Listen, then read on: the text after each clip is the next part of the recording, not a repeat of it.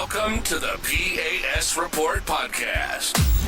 If you're tired of censorship, outraged by government abuses, and thirsty for real insights, then you're in the right place. Get ready, because here, the fight for freedom never ends. Here's your host, Professor Nick Giordano. Hello, everyone, and welcome to the P.A.S. Report podcast. This is your host, Nick Giordano. I'm glad you could join me today. Make sure you follow and subscribe to the podcast so you don't miss an episode. And go to the P.A.S. Report website, pasreport.com. There, you can sign up for the newsletter, check out the show notes, click the links to anything I talk about today, particularly the national strategy for countering domestic terrorism that was issued under the Biden administration. And when we look at the Trump administration, he has begun to clear out the rot within our federal agencies and departments. And this is particularly true of the Department of Justice and the FBI. So far, you have a few dozen bureaucrats in the DOJ and the FBI that have received their walking papers. You have David Sonberg, the assistant director in charge of the Washington field office, several other senior executives within the FBI. Those involved in the Mar-a-Lago raid were fired. Special agents in charge of local field offices, agents that worked on Jack Smith's special counsel probe of the president, and as well as prosecutors that were involved in the January 6 cases. Now, when we look at these firings, Democrats are already crying that this is a purge, claiming Trump just wants to install loyalists into these positions. You have Senator Adam Schiff, which I don't know how this imbecile was elected to be a United States Senator. It's completely mind-boggling. But he labeled it a Friday night massacre. And they're saying that President Trump is firing these people so he can install loyalists into these positions. But here's the thing. This isn't about Republicans or Democrats. It's not about loyalty to a single person. This country is much bigger than just one person. And this is about whether those that have weaponized our government against the American people should be allowed to continue wielding unchecked power. That's what it comes down to. For years, bureaucrats within the Department of Justice and the FBI have operated with impunity. They have used their positions not to enforce the law impartially, but to target political opponents, to suppress dissent, to shield allies from scrutiny. And there is a ton of evidence to support this. It's not like this is a made-up fiction. This is real. Because when we look at the targeting of political opponents, look at what they did to President Trump. Look at the raid on Roger Stone, Steve Bannon, Peter Navarro. They were hit with contempt citations. They had to do prison time, but people like Eric Holder and Lois Lerner faced no consequences for defying Congress. They also got contempt of Congress citations, but they never did prison time. And it proves that sometimes justice in America is based on political affiliation as opposed to the rule of law, which it's supposed to be. And then you look at suppressing dissent. There's tons of evidence to show how many of these bureaucrats use their power to censor Americans, to instill fear. Look at the massive censorship efforts to silence Americans that took place under the Biden administration, and even before that. Look at how they targeted parents attending school board meetings, or labeled Catholics domestic violent extremists because they have the audacity to believe that there's only two genders. They may be pro-life. Look at how they raided the homes and threw pro-life protesters in prison for years. Meanwhile, we have seen an increase in attacks on churches over the last couple of years, especially arson. And have we witnessed mass arrests? No, we've seen actually very few arrests.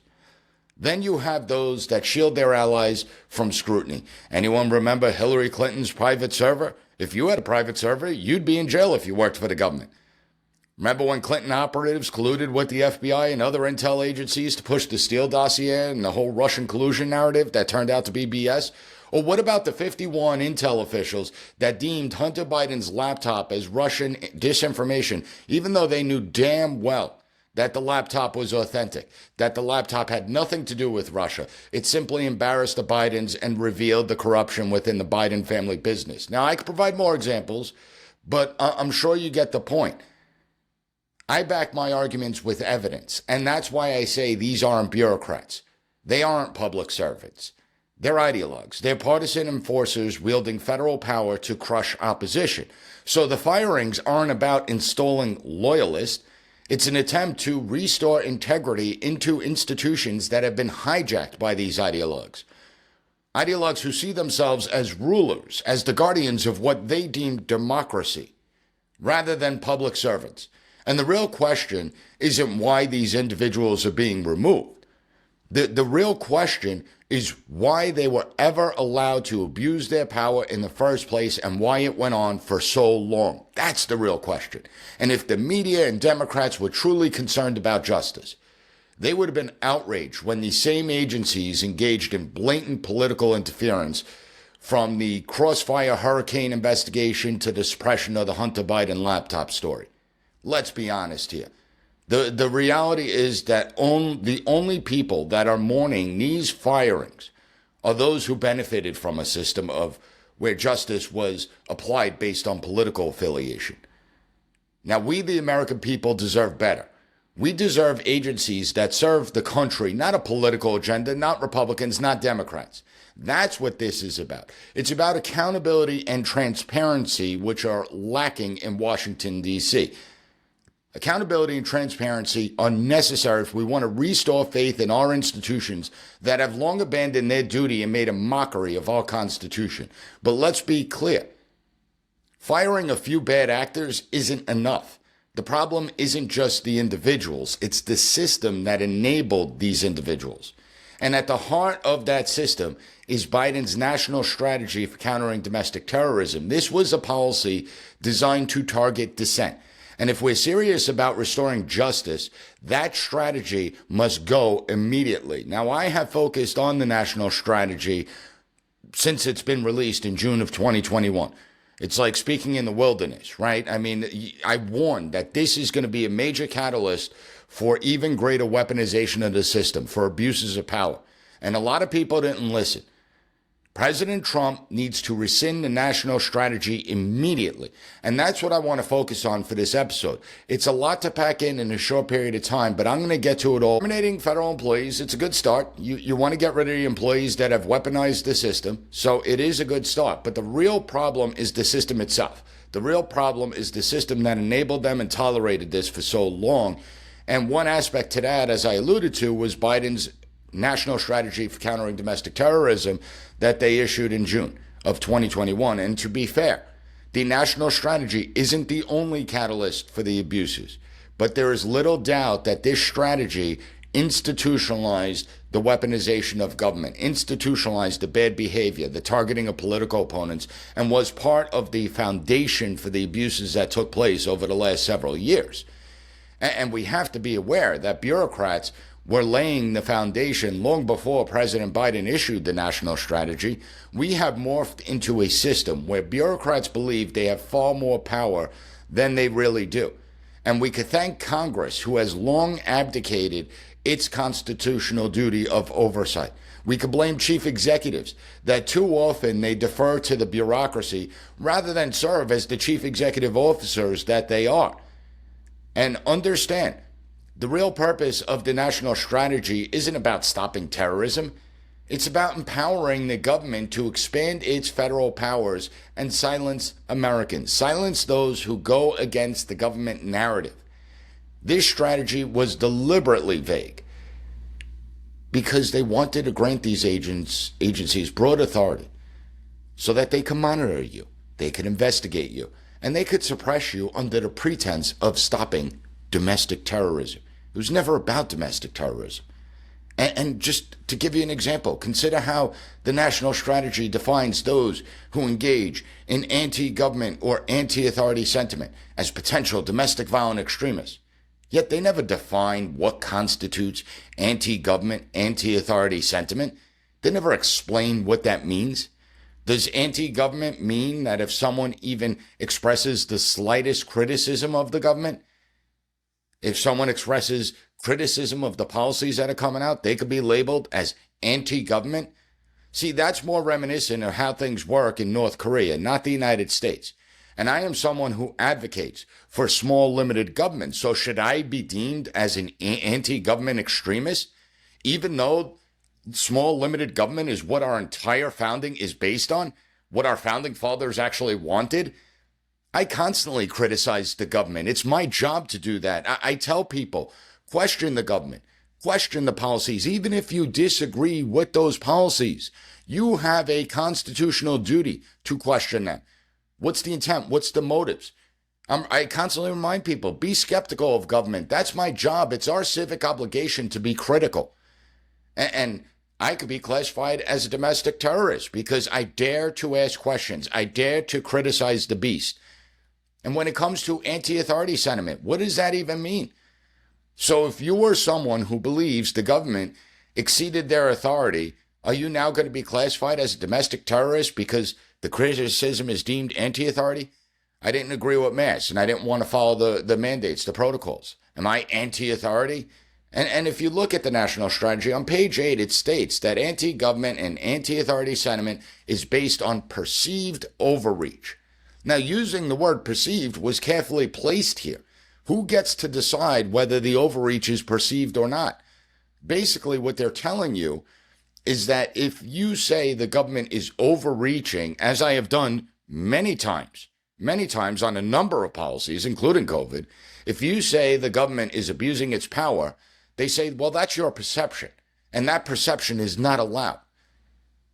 Apparently, the same government that you're accusing of abusing its power, that you're accusing of overreach, are the ones that get to determine whether they are overreaching or not. Think about that for a minute. Doesn't take a rocket scientist to figure out something's wrong with that. If you look at page 9 on the national strategy, we begin to see that it's not only about those who commit or plan to commit acts of violence. Everyone abhors violence. We could call that out. But it also talks about those who incite imminent violence in opposition to any type of legislative actions, regulatory actions, or other actions taken by government. Now, again, they never define what incitement is. It's overly broad. But on page 10, we begin to get a clear picture of the intent of the national strategy, because it states that people are radicalized by what they see and what they hear. So the document argues that those putting out content may not be engaging in direct attacks on the United States. They may not be calling for violence, but they may be guilty of incitement. Now, I really want you to think about that for a second, because if someone gets radicalized by something you post, well, now you run the risk of being tagged with incitement. Doesn't everyone see how this isn't exclusive to one political party over the other? I mean, the left should be just as concerned about this document as I have been. Let's say you believe in man-made climate change, and you constantly post information that the government and people are destroying the environment. They're not doing enough to fight the effects of climate change. You have a follower that sees your post, follows your feed. They get angry and angry every time you post. And one day that person goes out and commits an act of eco-terrorism. Are you now considered a domestic terrorist because they followed your feed, even though you never called for violence? And again, I have evidence to back up what I say. You don't have to look far to see how bureaucrats framed ordinary Americans, parents at school board meetings, pro-lifers, traditional Catholics, critics of the pandemic, as domestic threats. When you look at parents attending school board meetings, they were maligned as domestic terrorists after Merrick Garland's Department of Justice coordinated with the National School Board Association, even though the parents just had concerns about what their children were learning. You had the Richmond product, where the FBI labeled traditional Catholics as radical extremists and called for the infiltration of Catholic churches. I mean, think about that. To get informants at Catholic churches, all because traditional Catholics go against left-wing orthodoxy, all because they're pro-life, they believe in two genders. How dare those people do that? Even worse, this wasn't based on the FBI's intelligence. It was based on analysis provided by the radical left Southern Poverty Law Center. And this is the public-private partnerships that the national strategy pushed forward. We've seen pro-life activists getting SWAT-style raids for protesting abortion. We don't even do that for mob bosses. Meanwhile, you have attacks on churches and pregnancy centers that went totally ignored.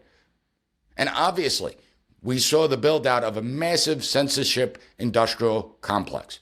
And this was exposed in the Twitter files, Missouri versus Biden, tons of other documents.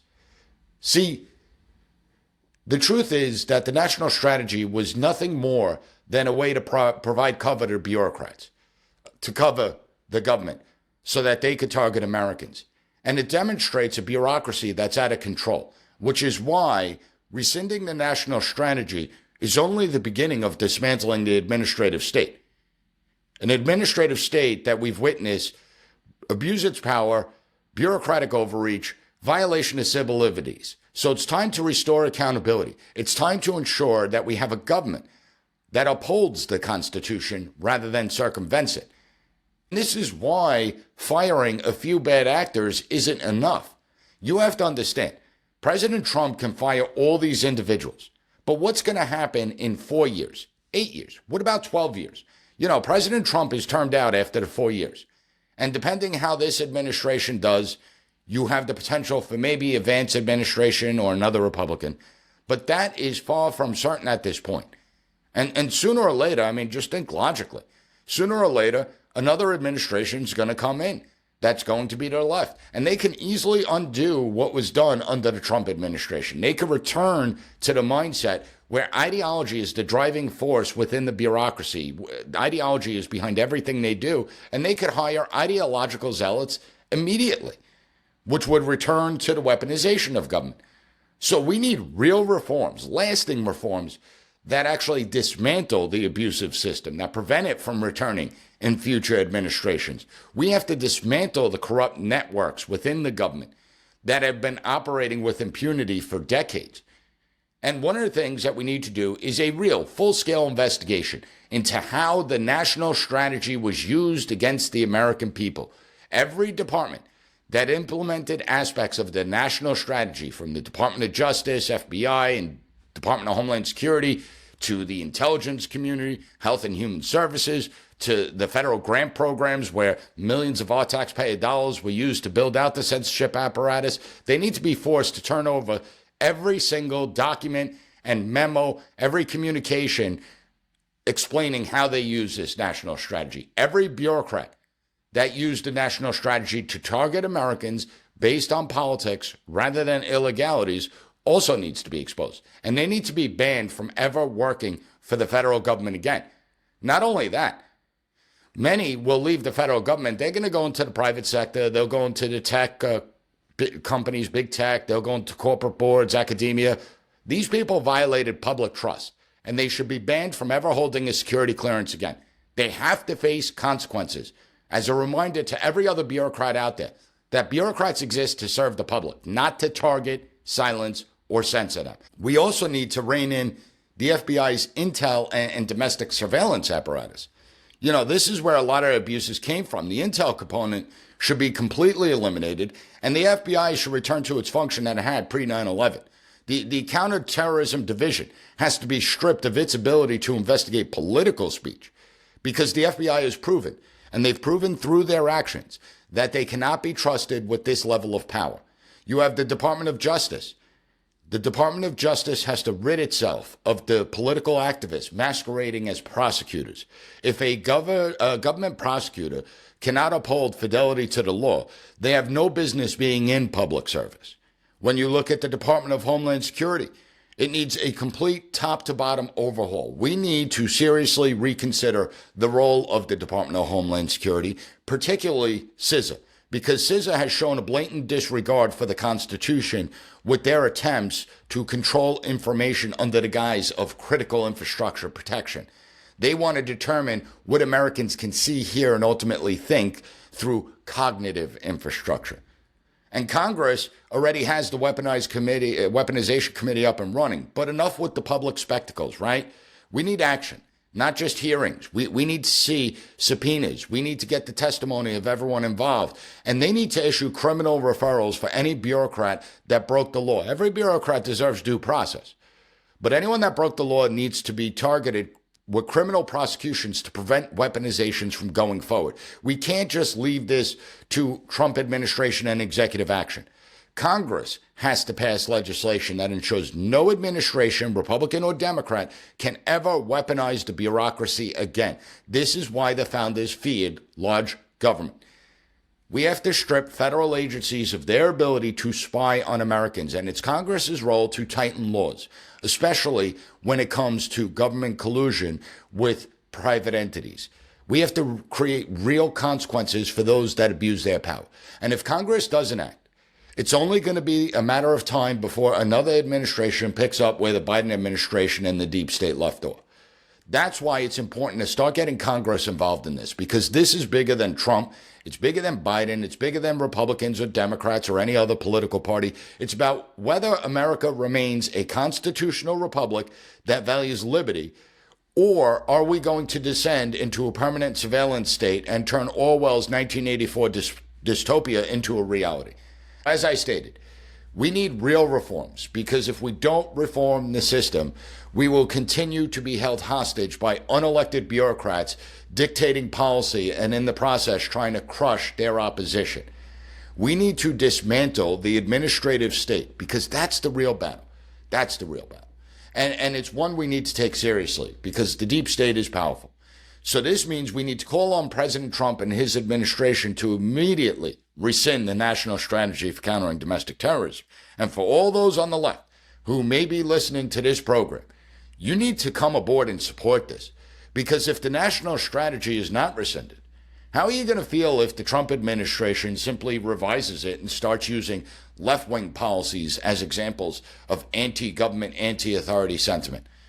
I mean, just look at what we're witnessing on our television screens. Imagine if the Trump administration declared that those who promote illegal immigration are engaging in anti-authority sentiment, and they now could be classified as the potential domestic violent extremists.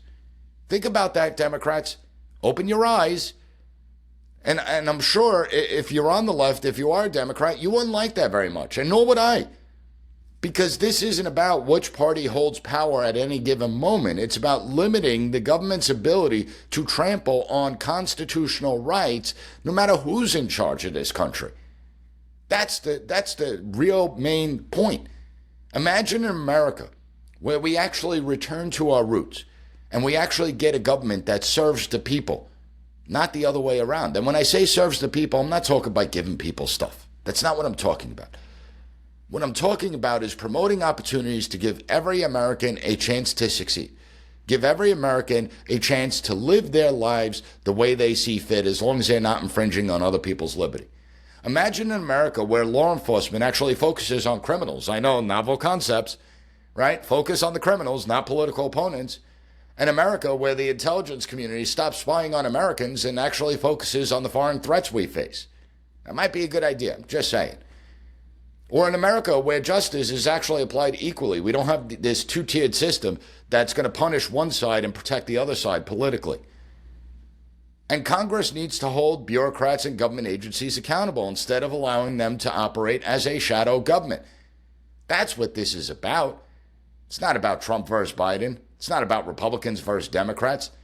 It's about whether we're going to allow an unelected, unaccountable bureaucracy to rule over us, or if we're going to restore government that actually works for the people, restore a government that actually encourages its population. You all have a voice. Use it. Make your voice heard. Pressure members of Congress. Demand they use their powers of oversight. Lobby them. Call their offices. Tell them to implement legislative reforms that prevent the weaponization from ever happening again. Call for transparency. I mean, let's release the government documents. We all need to see it. We need to push for the full exposure of how the government has abused its power. Declassify and release everything. Let the American people come to their own conclusions. And it's up to us to stay informed. Don't rely on the legacy media to tell you what's happening. They don't care about you. They're political activists. Think for yourself. Go to the primary sources. When it comes to the national strategy, don't take my word for it. It's a 31-page document. Read it for yourself. You're plenty capable to read it and come to your own conclusions. Now, this is about the survival of our rights, our liberty, and the freedom to exercise that liberty. If we continue to allow the bureaucratic class to consolidate power, we are going to reach a point where it becomes too late. We are going to reach a point of bureaucratic tyranny. And some of you may actually support that if your party is in power. But what happens when the opposing party comes to power? You're not going to like it. So open your eyes now. Bureaucrats should not wield more power than our elected representatives. And if the real power lies with an unelected ruling class, it's game over. There's nothing left. Okay, this isn't their country. It's ours. Never forget that. Now, with that being said, if you found the content of this episode informative, give the P.A.S. Report podcast a 5-star rating. Take 30 seconds to write a review on any podcast platform that allows it. Like and share this on YouTube, follow the channel, Rumble, and share it with your family and friends. Okay, subscribe to the P.A.S. Report. Share this episode with your family and friends. We have to spread the word, and it's because of you, I have the greatest audience, that this podcast has grown to where it's at. Now, I want to thank you for joining me, and I will be back next week with another great episode of the P.A.S. Report podcast. Thank you for listening to the P.A.S. Report. Don't forget to rate, share, and hit that subscribe button. That way you'll never miss an episode. For more exclusive content and updates, visit us at PASreport.com and follow Professor Giordano on all social media platforms at P.A.S. Report.